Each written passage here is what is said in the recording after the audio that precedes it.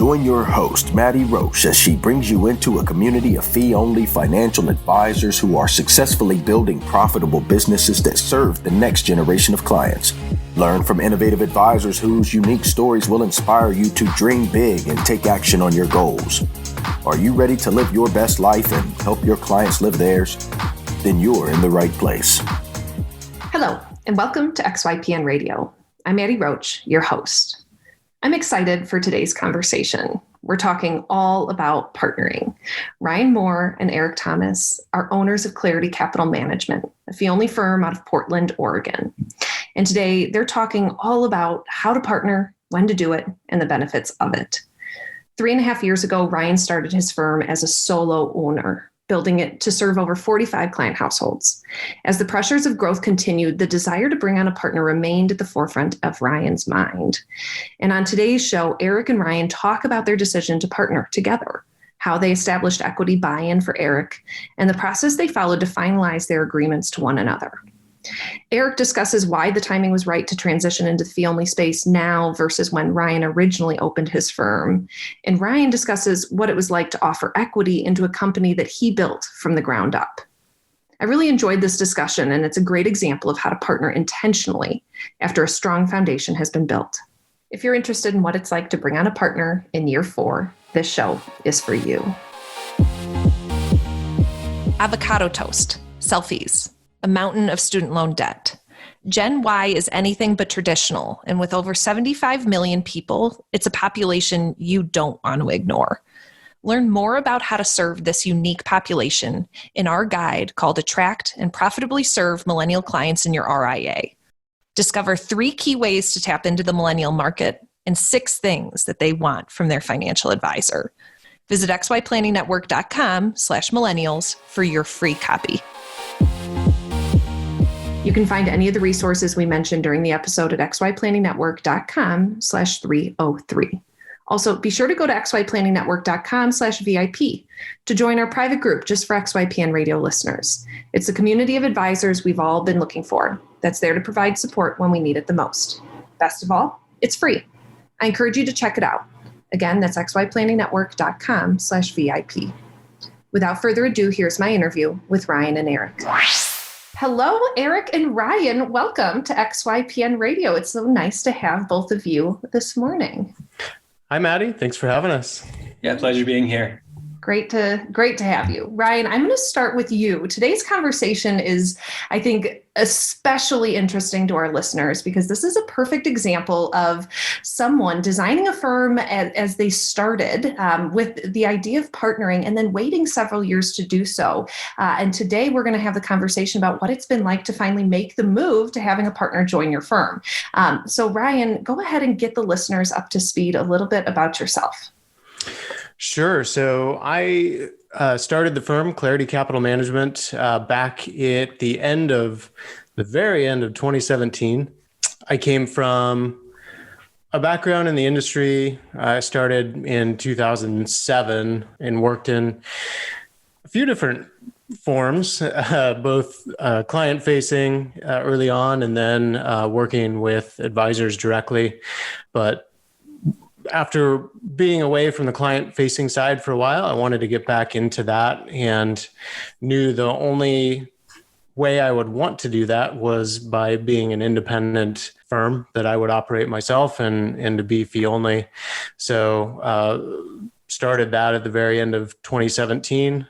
And I guess we can get into maybe more of the how this eventually came to be with Eric, but initially started the firm on my own from scratch, no clients or anything that followed me.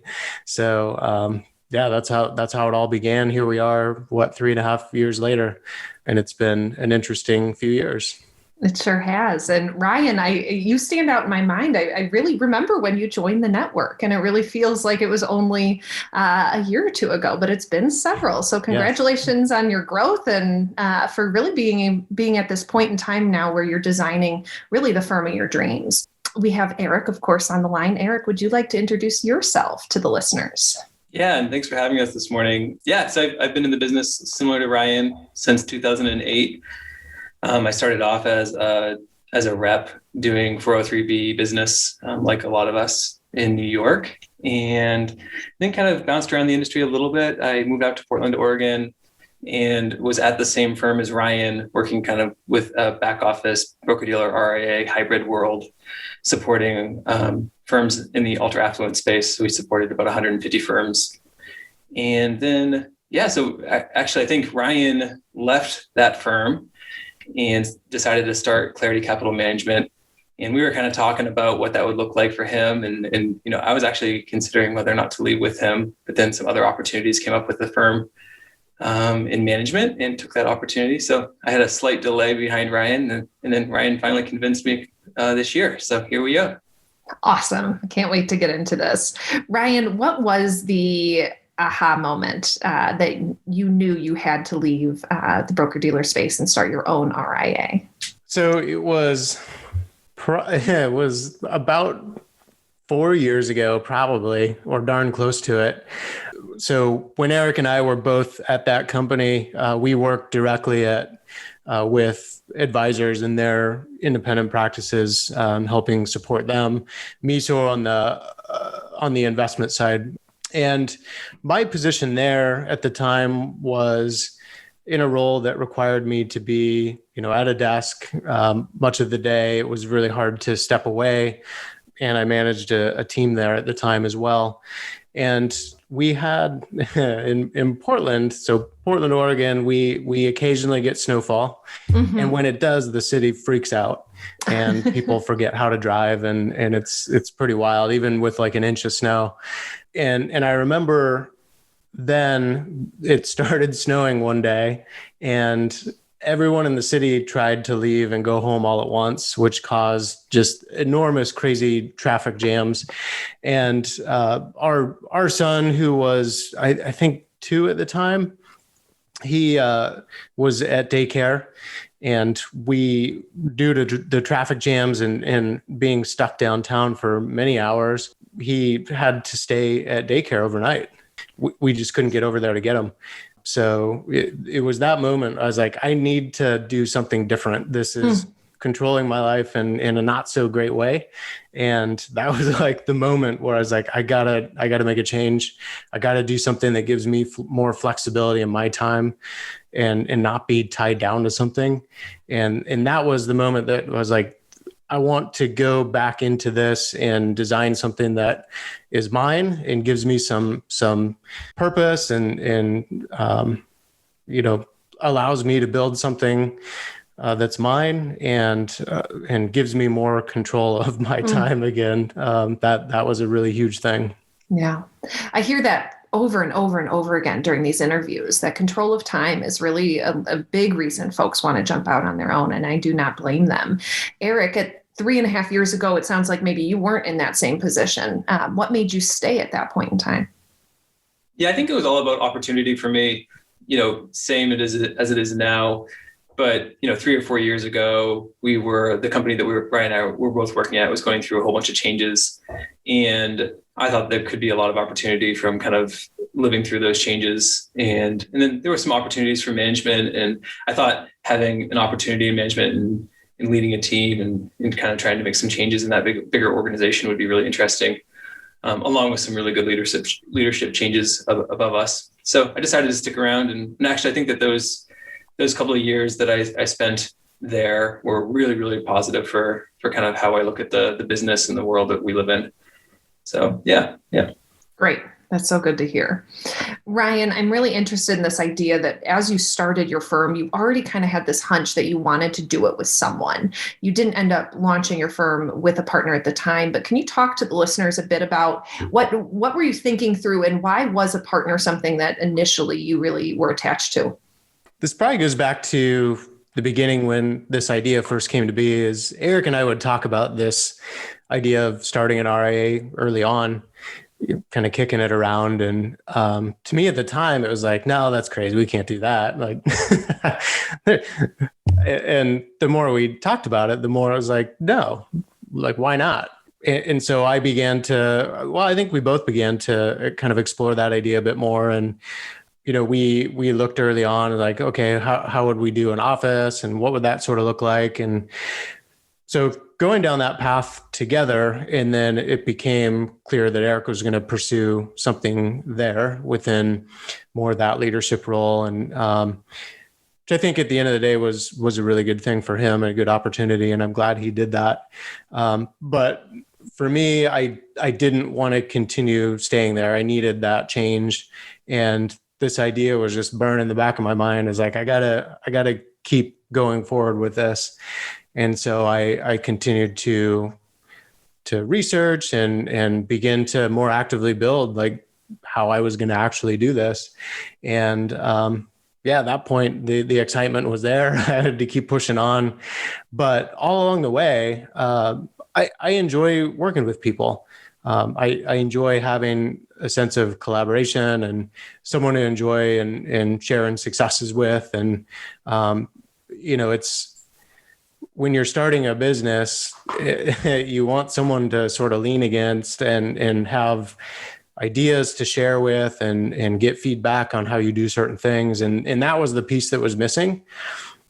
Eric was there for those conversations along the way, as were other people, but it wasn't the same as having an actual partner in the business, right?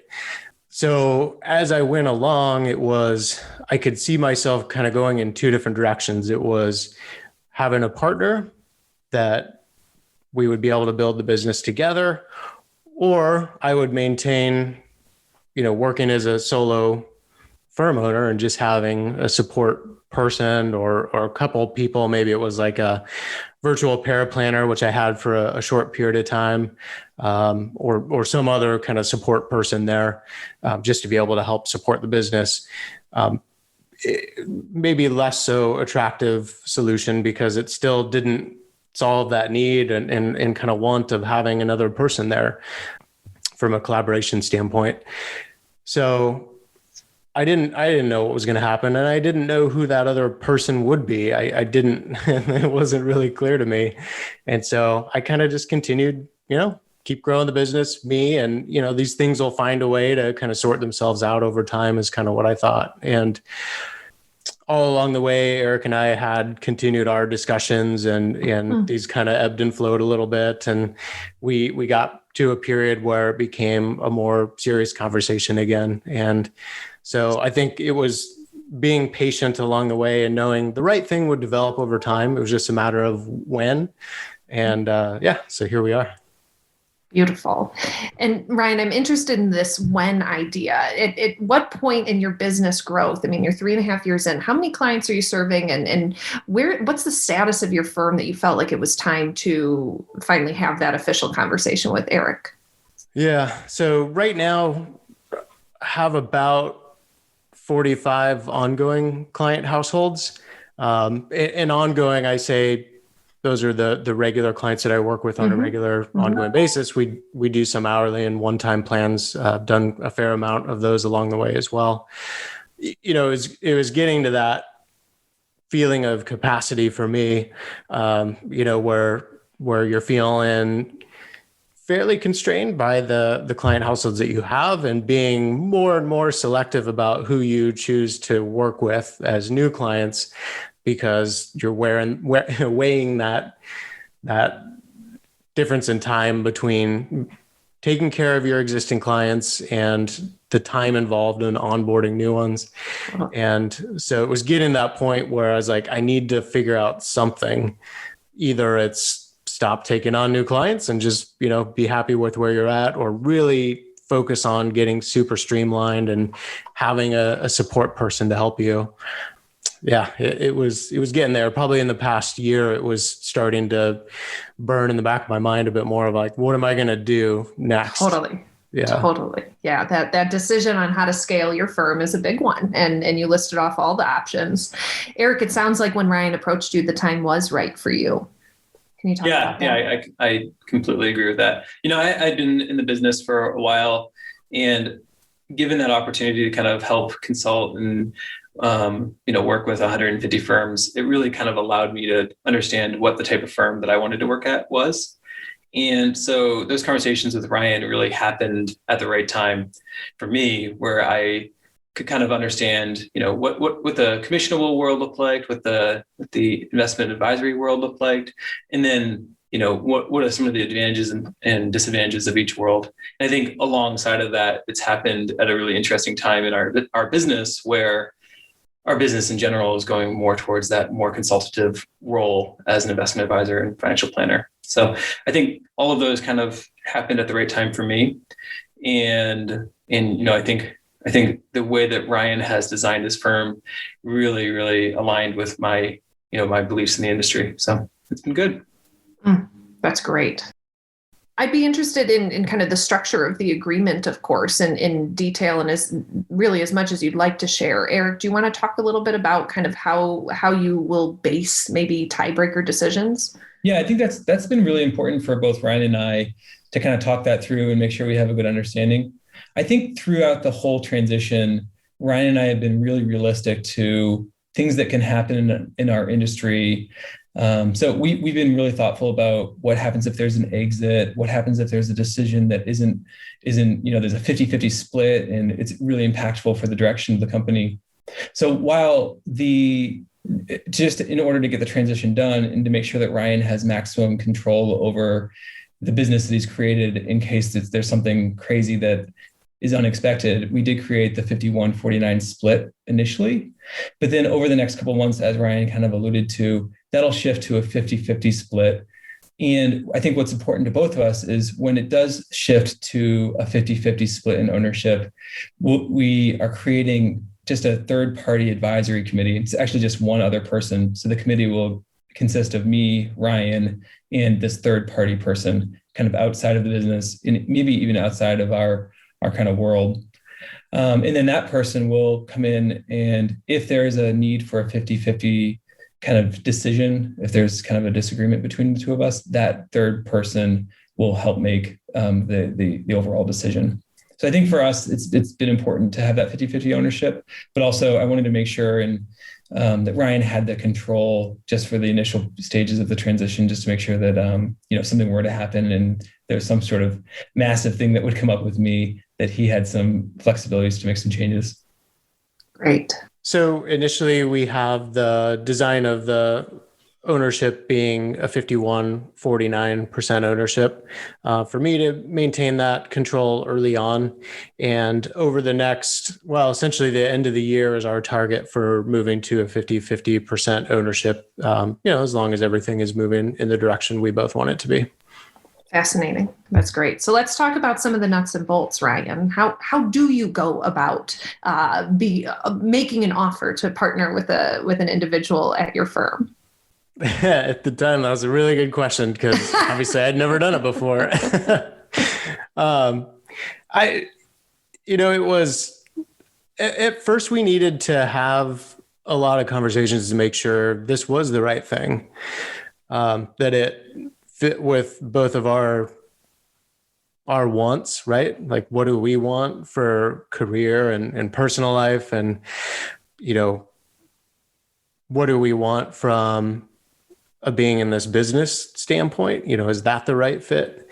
And then it gets into more of the philosophy around, how do we want to work with clients and how do we want to run the business and what's our philosophies around planning and managing investments and all those different little things. So we'd spent quite a lot of time just in discussions around all of those things. We had a weekly meeting, I think, essentially. And is that right? Weekly? Yeah, I think that's about right. Yeah. It was kind of weekly or biweekly. And I remember we both have a list of questions that we'd kind of generate throughout the week. And during that time together, we'd kind of talk about, what's going on in our personal lives and all that, because we're close friends too, but also all those weird questions that come up. And, I think it's almost like we were dating for a while and then growing closer. Then we got engaged and now, now things are progressing rather rapidly. And it very much is like a marriage. I mean, Alan and Michael have always talked about the kind of partnership that and commitment to the other partner that a partnership requires is really high level and does rival that of a marriage in a lot of ways. Eric, talk to me a little bit about what it was like to have the conversation either on the personal side or the professional side about leaving kind of the career that you had built to join a firm that your friend had built. Yeah, I think a lot of it for me has been having a really supportive friend group, and my lovely wife is super supportive of it. I think leaving any career with kind of the golden handcuffs and normal benefits and a salary and bonus, I think that's a scary world for us all, especially when you're so used to it for a long time. And I think for me, it was really seeing Ryan have the guts to do that a while ago and kind of go from 100 miles an hour to 0 miles an hour, and then try to build up that speed again, and seeing that he was able to do that with the support from his family. And then, having the support from my family, knowing that I was coming home every day, and there were a lot of parts of my career that I was just not completely satisfied with, and my wife and family seeing those things and that effect on me. So I think having the really supportive household, and then finally just having the guts to do it. I think for me, it's I keep saying, as a financial planner, you always want to recommend to clients that you write a giant check and then get paid a lot less money. It sounds like a perfect idea. But I think that the long-term hopeful success and flexibility of the career, and then also no longer having the excuses of, well, I can't control this. Now I have the control to affect what the firm looks like and what our clients look like, and the type of services and offerings that we're offering to our clients. So having more control over all those things is both really scary, but also really, really exciting. Totally. Very attractive. Ryan, you used FP transitions for this transition of yours. Can you talk a little bit about what that engagement looked like? What did you need from FP transitions to be able to make this possible? Yeah. So, Eric and I spent so much time up front, having those conversations and making sure this was the right fit to continue to pursue. And it obviously became clear as we went along that was the direction we were going in. So, we both agreed that having a partnership where Eric was more than just an employee, there's a partner of the firm and an owner of the firm was important to both of us. So then the question came, how do you actually go about that portion of the buy-in? So equity buy-in for him. And first part of that conversation is, well, what is the value of the firm itself? And so I began to explore what avenues we would look at for getting that. So there was really two options out there in the industry that I was aware of: FP transitions and SRG. Both have similar businesses as far as I understand them. Spent a lot of time on kind of the M&A side of advisory practices. And so I reached out to both of them, ultimately ended up using FP transitions. So they have a service where, let me back up. They're both fairly comparable in terms of price for kind of smaller firms that are looking at getting a valuation and kind of some ancillary benefits that go along with that. So FP Transitions has a service that for a year-long service that's kind of paid via a subscription every single month, you get an annual valuation of the firm, and then they do some other things around succession planning and that sort of thing. So I ended up going down that path with them and supplied some information to them about the firm, demographics and ages of clients and revenue figures and all those different things. And they have a ton of data from the space because that's what they do. And they were able to take all of that information that I supplied about the firm and be able to come back with a valuation based on a few different metrics. Either it was like an all cash deal or a buy-in over time. And those just had a range of ultimate value depending upon how you went about it. And the one thing about that valuation is I think it's more geared for firms that are looking to sell outright to another firm. So sell the book out to somebody else. And then, a multiple of revenue makes a lot more sense because someone's just buying a book, they're buying the revenue. In this situation, Eric was buying in equity into the firm. It was important that, or at least it should be important to him, that the firm is profitable, not just earns a bunch of money, right? If there's a ton of revenue but no profits, then that's less valuable to him. So it wasn't perfect for us, but it gave a really pretty darn good baseline.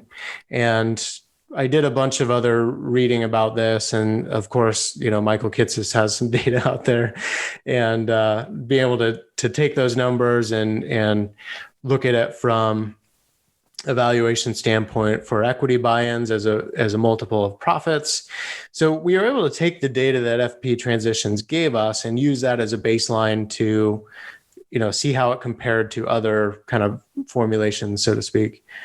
And it was a really good starting point for us. And it wasn't the only thing we depended upon, but it was a really good place to start. Totally. Yeah, that's great. Thanks for that. Eric, I'm interested from your perspective. What did Ryan need to do? What did maybe FP Transitions have to show you for you to feel good about the decision that you were making buying into this company? Yeah, I think that's a great question. Ryan was really open to me about all the financials of the firm. Without sharing any client information, he was able to kind of show me what it looked like, and I could get a really good understanding of what the expenses look like, what the income looked like, and then all the different revenue lines. And he was really supportive of just being completely transparent with all that, which I think was really helpful. And then both of us trying to go through the evaluation process together, I think was really helpful, with us kind of trying to do a lot of our own reading and then kind of coming together to understand what was actually important. But, in general, I think, especially with a newer firm, there's a lot of variabilities that are not completely clear. So, with, the business being relatively new, the growth of the company has been really quick, which means that when you do evaluation, you might tend to have a higher valuation because of the growth, but because it's growing for such a short amount of time, it's hard to understand what that means for the long-term, outcome of the company. So I think a lot of the numbers that we kind of talked about was just kind of what felt right for both of us, and really just kind of this gut feeling that I was doing the right thing. And I think Ryan would probably say the same thing, where it's really, over the last couple of years, I've realized that following my gut is hopefully, going to be important for that. With all the other financial valuations and all the data kind of helping back up that initial decision. Absolutely. Would you have done it? Would you have made the jump had it been an offer for salary employment with opportunities to buy in long term, or was it really this opportunity to buy in then at that moment that sold you?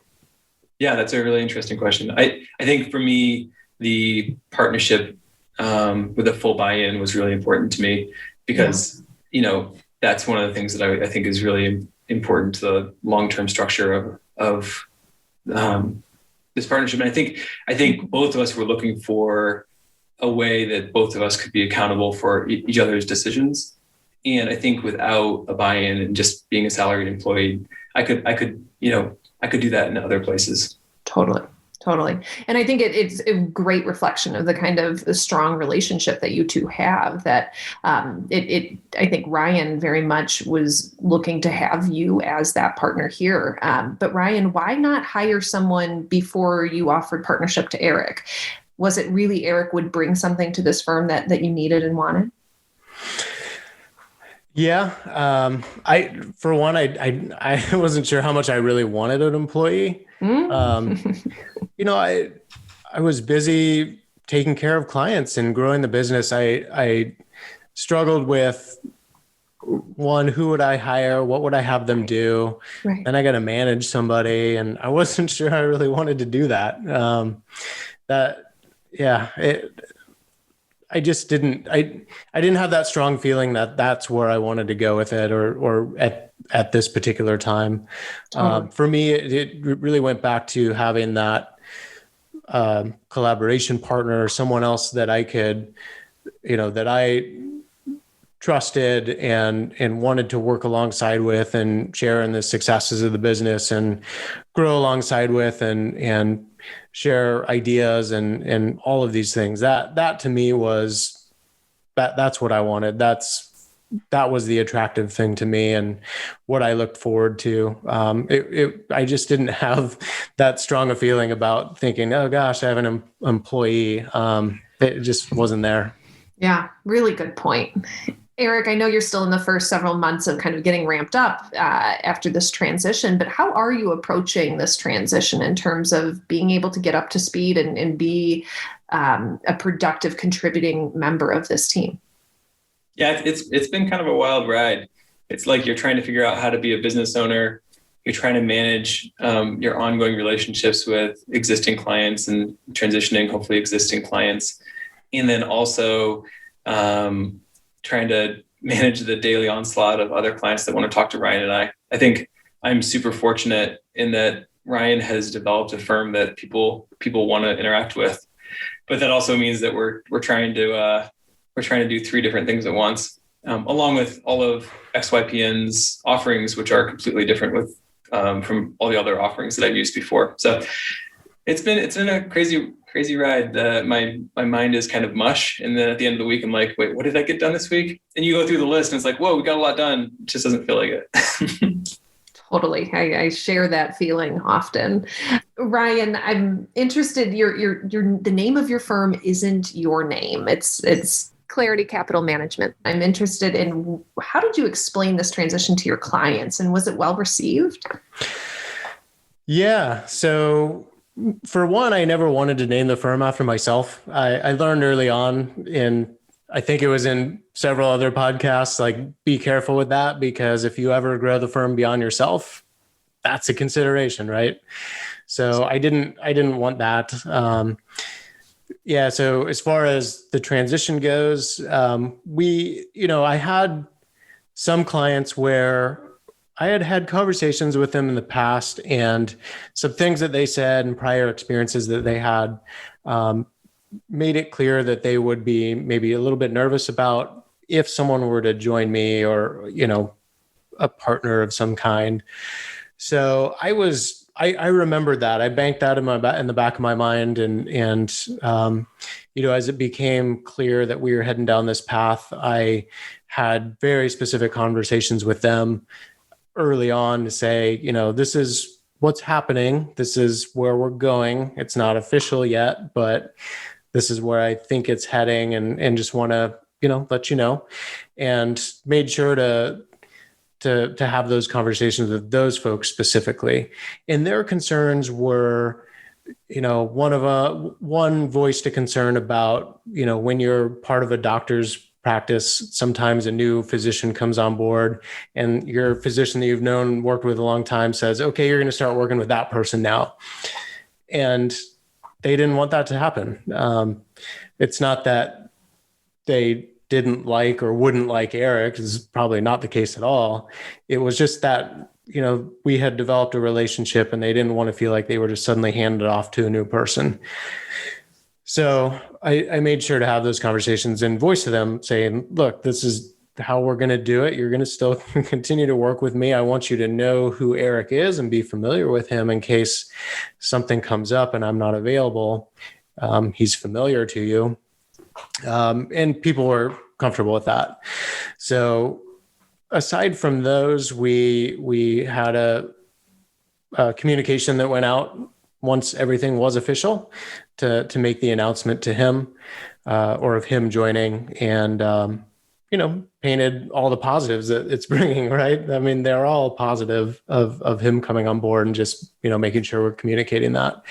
So, and I think over time we'll do a little bit more just to introduce who Eric is and, hopefully help people that haven't had the opportunity to meet him yet just have a better sense of who he is and, what are his interests and things that he does. And then it feels more like a person as opposed to just a person. Totally. Eric, how have you approached your relationships with the existing client base that Ryan has? Have you reached out individually, or what will you do? Yeah, fortunately, the firm that I'm leaving, it's been a really positive transition in that ultimately they understood that it wasn't going to be a good long-term fit for me, although it was a little bit of a shock, I think. So I think that they've been really supportive of that transition, and they understand that the relationships that I've grown with my existing clients, it's going to be important for them to kind of retain that relationship. So I've been really fortunate, and throughout my career, I've worked with a lot of other firms that are transitioning, and I've heard all the horror stories that could happen.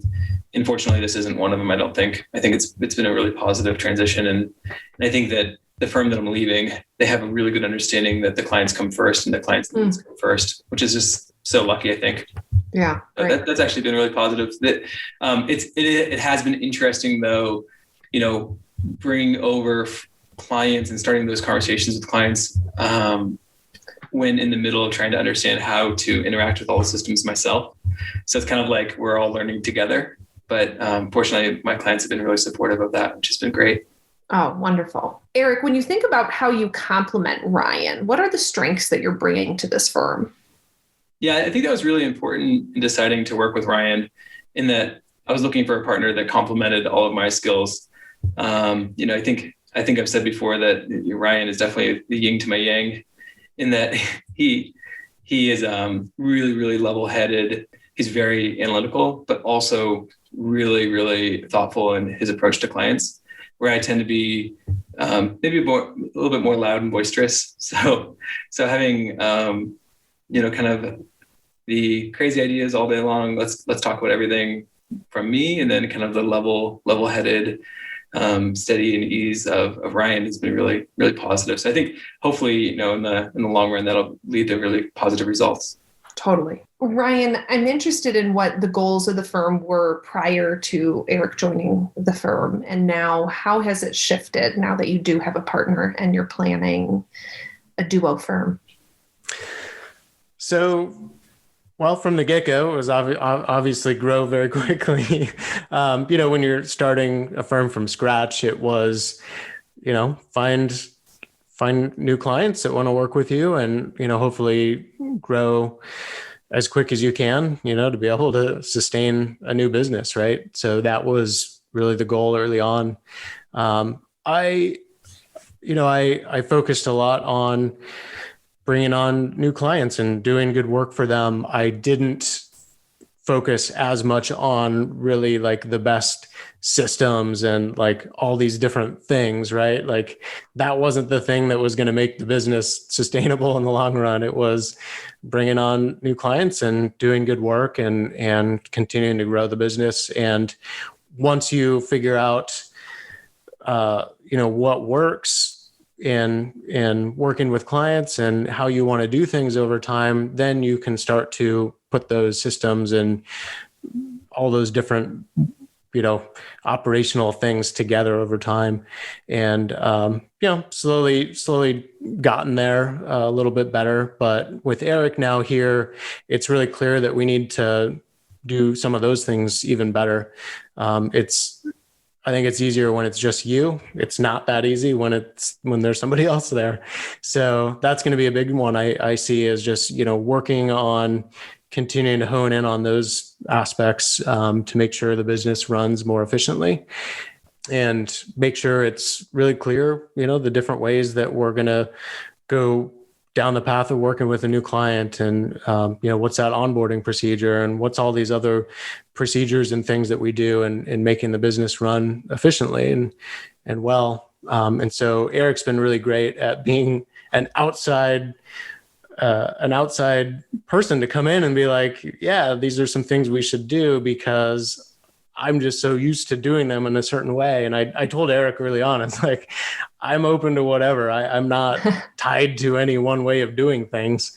And that's really a big, big benefit, I think, of having another person is you're not just blind to your own ways of doing things, that there are other ways. So that's been really, really nice here over the past month to have that outsider perspective.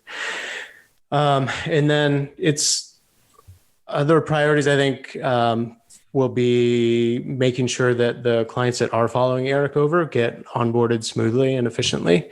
That's got to be a big goal for us here in the coming weeks, is making sure that they're not feeling kind of forgotten in this whole transition, and that we make that process really smooth and delightful for them. And then from there, continuing to grow new relationships as well. That's kind of how I see the next several weeks working out, as well as kind of working through some other operational things for us. We have some other things that we'll need to work on as we get closer to the end of the year, that have a bigger part in terms of the ownership structure of the business and everything. So there's a lot of things we have on our plate that's going to definitely keep us very busy for the next several months.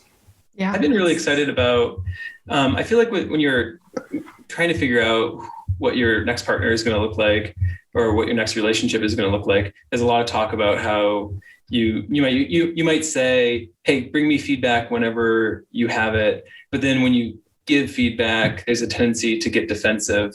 And I've been really excited to have a partner that receives feedback and understands that, you might have to change a little bit. So I've been really excited with Ryan, I think. And also that was important to me when I was kind of trying to find a partner, is that I can give feedback. We can have a good conversation about that feedback. And then, we come somewhere in the middle. So I think Ryan's been really open to hearing that feedback. And, it's usually just like minor tweaks in policy, or minor tweaks of a website or a process. And Ryan's so open to understanding that an outsider's views might help make a more efficient business. So that's been really positive for me. Totally. I love that discussion. And I think, again, it goes back to this relationship that you already have cultivated together, that you're able to give that kind of feedback to Ryan about his baby and the firm that he built, and it be well received. Eric, you are bringing clients over from your previous firm. How did those conversations go, and what is that process like? Yeah, it's a little bit hard to say, just because it's a little bit early to kind of make my final assessment there. But in general, I think the fee-only story is a really positive one. And I think it's relatively easy to explain. Also, I think moving from a revenue standpoint, moving from a world where there's markups and retention, and there's a whole bunch of revenue that comes out of, the kind of the commissionable hybrid world, I think we're able to be really competitive from a fee structure, which I think has been really helpful for those relationships. I keep telling all the clients that I'm talking to and transitioning, in that I owe them multiple beers, because they have to do the onboarding process again. And for regulatory reasons, of course, we can't bring client information over from the other firm. So they have to go through an onboarding process again. So I think once the pandemic ends, I'll be buying some beers for them. Totally. Well, speaking of which, Ryan, this all happened kind of in the midst of COVID. How has the pandemic impacted this partnership? The first thing that kind of comes to mind is it in some ways has felt sort of anticlimactic, because it's just not normal, right now. We, a lot of our conversations and things we had, in the same way we're all doing it, virtually, not as much of in person, having conversations over a beer or something like that. So that was probably the biggest one. Aside from that, I don't know if I would say it impacted it too much. It just made certain aspects maybe a little bit more difficult, or maybe not like the preferred format. Working through our conversations with an attorney and developing the operations agreement and subscription agreement and everything. Probably a conversation we would have loved to have had in person with him. And it just was something we did virtually. which was fine, just different. Sometimes it just sort of feels maybe a little less efficient, maybe.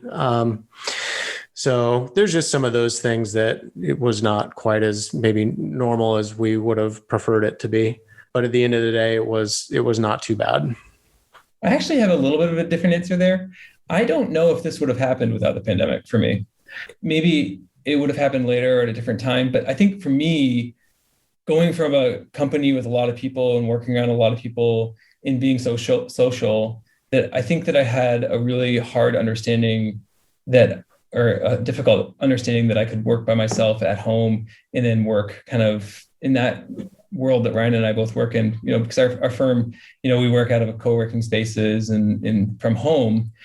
And for me, it's really important to be working around a lot of other people. So I think the pandemic for me, when I was pushed to work from home, I then realized, hey, that's not really that big of a deal. I can work by myself and feel completely comfortable doing that, and then have lots of interactions with people on Zoom.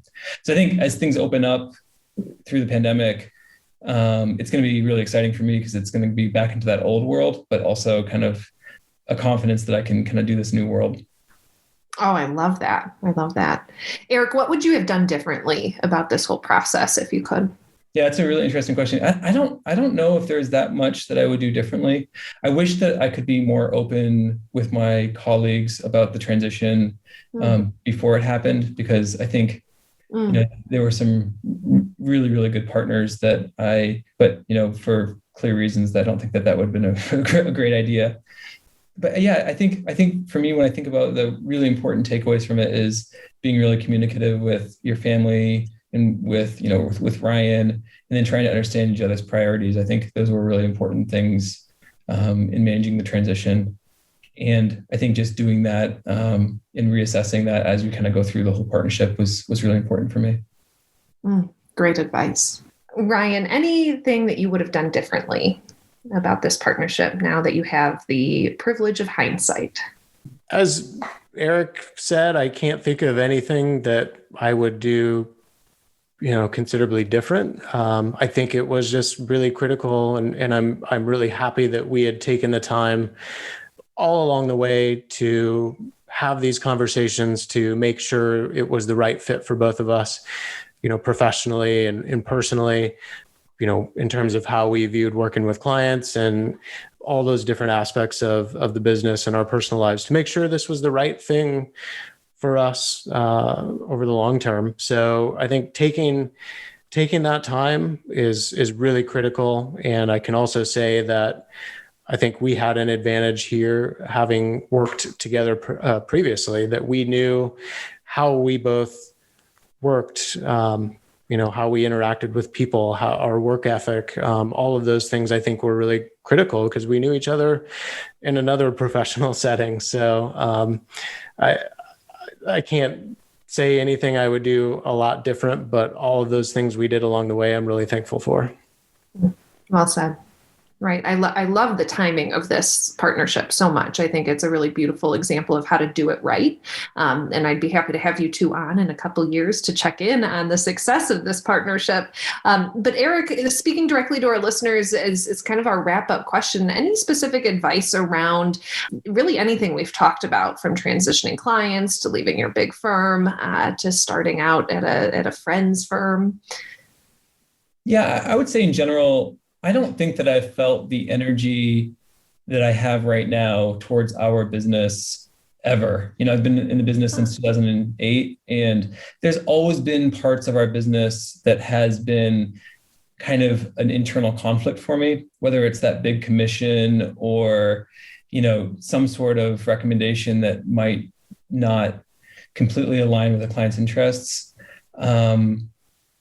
But I think right now, with being able to design a firm how you want to, and design the client offering and products and everything the client is getting exposure to, and being involved in every one of those decisions, I think has really added to the excitement of the transition for me, in knowing that the offering that we're giving is completely at our client's best interest. And there's really nothing else to it. There's no other big corporate company kind of trying to align their revenue or or, document something a little bit better, or, I just think that for me, seeing all the different types of worlds that we live in and all those internal conflicts that we all have, being able to design that yourself and being accountable for those decisions yourself really has helped make this really exciting and I think really, really add to the offering that we're able to give our clients. Well said. Thank you, Eric. Ryan, any last words of advice to our listeners from you about this whole transition of yours? I think I've said it already. Say it again is, if you're considering bringing on another owner into the business, just taking the time, a lot of time to make sure it's the right fit. It's the right move for everybody. And understand how you're going to work together, how you'll work with your clients, making sure philosophies align personally and professionally. All of those things are really, really critical, I think. And understanding what is the trajectory of the business going forward and the ownership structure and all of that. One thing I didn't really get too much into was the fact that the structure of the business initially will be a 51-49% ownership. It's kind of important to me to have that 51%, at least initially, to make sure that everything was, working the way that we felt was the right thing to do, but we'll eventually get to that 50-50 ownership here over the next several months. So, thinking through all those kind of little things to making sure it's going the right path for everybody and working the way that you both envision it is really, really critical. So taking that time to make sure. What a beautiful, transparent conversation, Eric and Ryan. I so appreciate you sharing your experience here. Ryan, kudos to you for building this firm to the point now that you can welcome a partner. Eric, congratulations on the pivot into the fee-only space and into being a business owner yourself. You two are both wonderful members, great advisors, and so thankful for you both to be on the show with us today. Yeah, thanks so much. And Ryan and I are very open to talking to folks in the community or outside the community. So feel free to reach out to us if you have any questions about any of that. Love it. Avocado toast, selfies, a mountain of student loan debt. Gen Y is anything but traditional. And with over 75 million people, it's a population you don't want to ignore. Learn more about how to serve this unique population in our guide called Attract and Profitably Serve Millennial Clients in Your RIA. Discover 3 key ways to tap into the millennial market and 6 things that they want from their financial advisor. Visit xyplanningnetwork.com/millennials for your free copy. Be sure to join our VIP community at xyplanningnetwork.com/VIP to hang out with other XYPN radio listeners, ask questions for future mailbag episodes, and finally, to find a community of like-minded financial advisors. Thank you so much for joining me today. We'll see you next time. You are not alone and you are not crazy. It's scary starting, building, and growing your own financial planning firm, and that's why we put together a free private community just for you, the Cutting Edge Financial Planner. Go to xyplanningnetwork.com/VIP or text XYPN Radio to 33344 and join a network of thousands ready to change the lives of Gen X and Gen Y clients.